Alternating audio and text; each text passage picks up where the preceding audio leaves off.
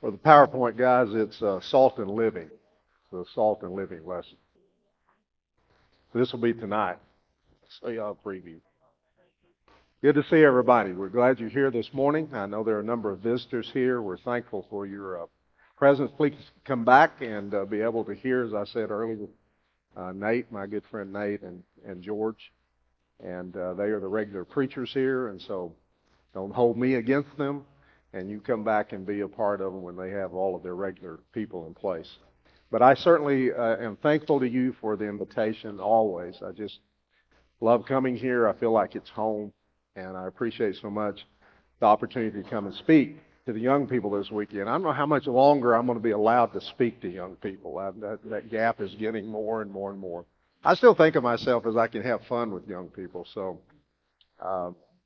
that I can be just as crazy as Caleb or anybody else that is in that vein of things. But I appreciate them so much. Looking at them last night, just thinking about those 40-plus faces in the Wyatt's home and thinking that that's the future of God's people. I mean, here in front of me are the zeal and the earnestness and the devotion at a young age, and I pray that you will always keep that, because one day, folks, I know you're going to face this, and that's what we're talking about tonight. That you'll get back together and you'll start talking about people, and you'll say, "Do you remember so and so? Do you know what's happened to them?" And you're going to hear a lot of them that fell away, and you're going to hear others that went forward and began to do more good works and grow and become what they ought to be in the Lord. And all of that is positive and what we want to hear, but you're going to have to temper it with the thing that is the other side. And that is, I pray that you will be the ones that grow and go forward and become more like Christ as you live. So thank you very much for having me this weekend. If you will, open up your New Testaments to Matthew chapter 5. This is your theme for this year. Salt and light living is what I call this lesson. But you know this passage, and what a great passage it is. You are the salt of the earth. If salt has lost its taste, how shall its saltiness be restored? It is no longer good for anything except to be thrown out and trampled under people's feet. You are the light of the world. A city set on a hill cannot be hidden.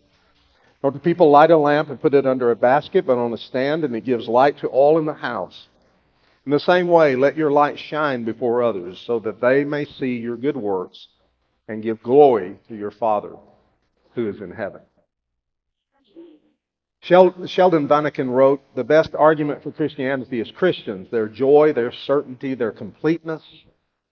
The strongest argument against Christianity is also Christians, when they are somber and joyless, when they are self-righteous and smug." Annie Dillard wrote, "What a pity that so hard on the heels of Christ come the Christians." Mahatma Gandhi, famous father of India, said, or was asked, "What is the greatest hindrance to Christianity in India?" He replied, "Christians." The unfortunate truth of that is that all of us live it. We know how hard it is to be salt and light in a consistent way, in a way that does not come across to others, that puts them off of Christ, but rather draws them to Him. If you were to think about God's marketing strategy, the great good news of the gospel, the gospel's message is that it's not anything that we can do. We have sinned against Him. There's no amount of good, as we talked about in the earlier lesson, that we can do now to bring ourselves back into a right relationship with Him. He says in Titus 3, "But when the kindness and love of our God, our Savior, toward man appeared, not by works of righteousness, not by what we have done, but according to His mercy, He saved us, through the washing of regeneration and renewing of the Holy Spirit, whom He poured out on us abundantly through Jesus Christ, our Savior." We can no more do enough good works to get us out of the mess we have made than my illustration earlier, than all the right traffic laws I would be had held in my life could undo the fact that I just broke one. In Ephesians, the 2nd chapter, verses 8 and 9, "For by grace you have been saved through faith, and that not of yourselves. It is the gift of God, not of works, which is the definition of what he had just said, lest anyone should boast. This life-transforming, eternity-altering message is to be communicated down through the ages by all of his followers, his disciples. What is Jesus' marketing strategy? You are. I am. You are the means by which his message will be spread to your family, to your neighborhood, to your workplace, to your school. You do it by being, and I do it by being salt and light. Folks, that's plan A of God. There is no plan B. Plan A is us. If we are salt, think of a time when salt could be corrupted because it wasn't purified. It's not Morton's that you buy and never will go back. Might get hard again. You have to break it up, but it's not going to go bad. In its day and age, it could corrupt. It had all kinds of other impurities mixed in it.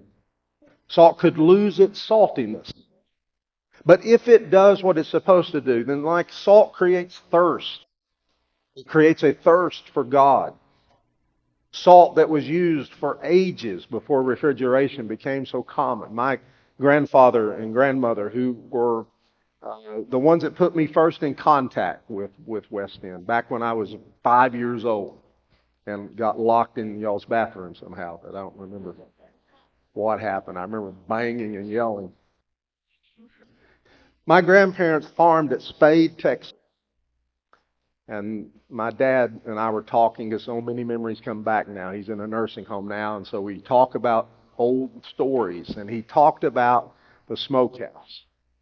He talked about how Papa kept a fire going in there, just a little fire that would make smoke, and smoke the meat that was hung up, and that had been salted in the proper season when the pigs had been slaughtered to keep it. And Mama would say, we need some meat for tonight. And he'd go out to that smoke shed, Dad said, and he'd carve off of those hams what meat they needed to eat.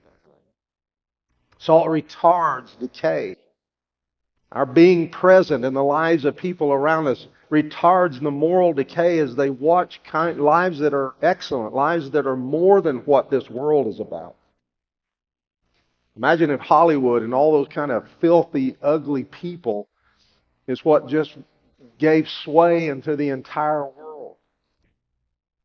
Salt flavoring the world with love, joy, peace, long-suffering, goodness, kindness, faithfulness, gentleness, self-control. Light, you think about light which exposes and reveals darkness. Not that far from Carlsbad Caverns, one of my very favorite places, national parks to go to. I don't know if they still do it, but do you remember the room? Maybe they still do, that you go down into at the very, if you're led on that tour by a park ranger, and they turn the lights out. You in that room? And it doesn't matter how close you put your hand to your face, you cannot see it. You'll feel your breath against it, or smell it, before you ever would realize it's there by sight. Then she turns the flashlight on, or he turns the flashlight on, and immediately all the darkness is expelled. Immediately you can see. So we are the light of the world. We illuminate the truth that is revealed in the Scriptures by God as we live it in our lives. What Christians must not be is holier than thou Christians. People must see that we are failures too, that we have been sinners and continue to have to battle sin. We are sinners forgiven by the grace of God. We do not look down upon the lost, but rather love them and try with all our might to lift them up. We cannot be cosmetic Christians. We attend all the services, we go through all the right motions, but the people that are around us, our work associates, our family, know the real truth. They know that it's just veneer, facade. We are liars, sexually immoral, backstabbing gossips, lovers of money. And you cannot hide that from your kids. Sooner or later. Ananias and Sapphira. And we cannot be, as one man said, Hallmark greeting card Christians, flimsy, 1-inch deep theology Christians, who mouth platitudes about the gospel but cannot help the world see how to apply it in real life. That we live in the same rat race with the same problems in marriage and the same temptations to sin and the same rotten weakness that all people have to deal with. And when they deal with the sufferings of life, cancer and divorce and all kinds of other things that happen, it's not platitudes that we give them, but the real life of living, because we have done so with God's Word in our hearts. Christianity, folks, is costly Christianity if it is salt and light living. We live the faith when it costs us. Ron was 8 years old when he threw a hammer at somebody's head and ended up in juvenile court. It would be one of many encounters with the law.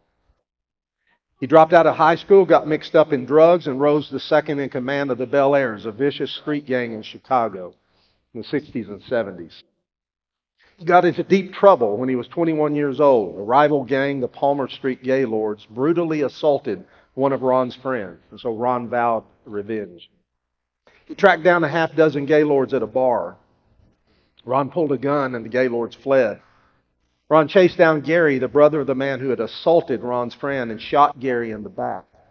Gary collapsed on the pavement. Ron shoved his gun into Gary's face and pulled the trigger. Click. The gun was empty. Hearing police sirens coming, Ron fled the scene. A warrant for his arrest was issued. A conviction of attempted murder and assault with a deadly weapon would have landed him in prison for 20 years. Ron and his girlfriend fled to Canada and eventually to Portland, Oregon, where Ron landed his first legitimate job at a metal shop. His co-workers happened to be Christians, and through their influence, Ron became a follower of Jesus Christ. Over time, Ron's character changed dramatically. His girlfriend became a Christian too. They married. They had a little girl named Olivia. And Ron became a model employee and active in the local church. But his conscience kept gnawing at him. Even though God had saved him, he owed a debt to society. Police had stopped looking for him long ago, but he knew the only honest and right thing to do was to give himself up and face judgment. Otherwise, he said, he would be living a lie. When Ron stood before the judge and the judge looked at him, he just simply said, I'm guilty. I did it. I'm responsible. And if I need to go to prison, that's okay, because I've become a Christian. And the right thing to do is to admit what I've done and to ask for forgiveness. What I did was wrong, plain and simple. And I'm sorry. I love that story ended well. It might have ended with a judge slapping him in jail and he would be there for a long time. But the judge looked at him and said, I wish I had more teeth stood before me like you. He said, go home and live your life with your family. Taking the faith seriously. There was a man watching that day in court, a cynical, hard-nosed journalist who had covered countless court cases, the sordid lives of people. And I'm sure people in law enforcement like Keith can tell us about that we would rather not hear. Let's believe the worst about human nature, and especially about Christians. But what he saw that day was something entirely different. It wasn't cosmetic Christianity. It was radically transformed Christianity, costly Christianity, a man who was willing to go to jail after all of those years because he had done wrong. The norm of the world is to look out for number one. But later, as he would come himself to faith, he thought about passages like Psalms 15, verse 1 and 4. Lord, who may abide in your tabernacle? Who may dwell in your holy hill? In whose eyes a vile person is despised, but he honors those who fear the Lord. He who swears by his own hurt and does not change. A man who would make a deal with you for so much money to build your house, and all of a sudden this inflation comes and it kicks in, and he didn't have it written in the contract that unless inflation hits. And so he doesn't go up on your price because he agreed to build your house for this cause. He swears even if it hurts him, he will do what is right. It is seeing Christians who do not cut ethical corners for client or boss, but are willing to pay the price for taking such a stand. I've known them. I've known those who have lost their jobs, and I've known those who have been respected and have kept them. Whatever. They swear to their own hurt and will not yield. Pay the price to speak up for Jesus when truth is being belittled and ridiculed in the classroom or the workplace. Not in a mean and nasty, holier than thou Christian kind of attitude, but as a seeker of truth who has found the right and better way. A Christian who gives up their time and their money with great difficulty to serve their fellow man, to especially serve those who are in Christ. Who sacrifice pride to ask forgiveness of one they have hurt. Ron made a lasting impression on that man who watched him that day in that courtroom. Folks, people watch us. They are looking. We are salt and light. We need to have compassionate Christianity. It produces caring and loving people. Allison Joy was born almost 30 years ago, a healthy and beautiful little girl, but the following day something happened that again drove a cynical, hard-nosed reporter to look more closely at God. The young parents waited in the room for the nurse to bring Allison for her 1 o'clock feeding, and she didn't show, and more time passed. The couple became worried, and the father was about to leave the room to find out where their daughter was. And just then, in walked a team of doctors. And when glum-faced doctors walk into your room, your heart drops. Something was terribly wrong with Allison, and they did not know what it was. She was transferred already to ICU. They needed the parent's signature to do an immediate spinal tap. The next few days were stomach churning, a tiny infant girl hooked up to all kinds of monitors, an intravenous needle in her ankle, and an unbelieving young couple with no place to go. Then a call came on the phone. David, friend of the young father, a work companion. He had not seen him in a long time. This father was an atheist, Allison, the little girl. But the father knew that David was a serious Christian. David said on the phone, "What can I do for you? Can I come down there and be with you a while? Would you like to talk? Can I bring you anything? Can I run errands for you? I'm praying for your daughter, and so too will my friends in church." The only thing I would add to that story, folks, is just don't ask the questions. Go. Just go to the hospital. Go sit with them. Go talk with them. Be there. Hold their hand if they need it. Matthew 5, verse 16 says, "In the same way, let your light shine before others so that they may see your good works and give glory to your Father who is in heaven." All that we talked about in the other lesson. They are watching. An unbeliever lived next door to a Christian. They had a casual relationship, talks over the fence, borrowing tools, stuff like that. I think about Tim Allen and that guy. Then the non-Christian's wife was stricken with cancer, and she died 3 months later. The unbeliever wrote these words, "I was in total despair. I went through the funeral preparations and the service like I was in a trance. And after the service, I went to the path along the river and walked all night. But I did not walk alone. My neighbor, afraid for me, I guess, stayed with me all night. He didn't speak. He didn't even walk beside me. He just followed me. And when the sun finally came up over the river, he came over to me and said, 'Let's go get breakfast.' I go to church now, my neighbor's church. A religion that can produce the kind of caring and loving that my neighbor showed me at my time of severe crisis is something I want to find out more about. I want to be like that. I want to love and be loved like that for the rest of my life." Salt and light is showing kindness to others. It is asking, what would Jesus do? Words evaporate quickly, but people remember a gentle act of servanthood forever. And few things are as salt-savory or as gently illuminating as a simple act of kindness performed in the name of Jesus. Thirdly, we need to be consistent in our Christianity, for we are being watched. Linda and Jerry were Christians, and they became friends with an unbelieving couple whose daughter, Allison, survived her mysterious illness. Linda and Jerry were upfront about being Christians, and so the unbelievers scrutinized them to see if they really were real. Were they holier than thou? How did they handle marital conflicts? Did they put on their happy Hallmark Christian face and pretend they never got angry, worried, frustrated? Would they tell the truth? Would they ask forgiveness when they wronged others? Would they hold a grudge if others hurt them? Would they be honest in the little things of life? Would they say things about others behind their backs? The unbelieving couple watched them for a long time. They discovered that Linda and Jerry weren't perfect, but Linda and Jerry never claimed to be them. The unbelieving couple saw primarily a gentle spirit of acceptance, a lot more humility than pride, a willingness to admit wrong, anxious to reconcile, refusing to play act. They admitted they struggled with faith from time to time. What they saw most of all in Linda and Jerry was a desire to be bit by bit, daily, more like Jesus. They saw the light. Folks, the people that work and live next door to us have their hypocrisy radar set at max. Our friends and neighbors are scanning to see if we are the real deal.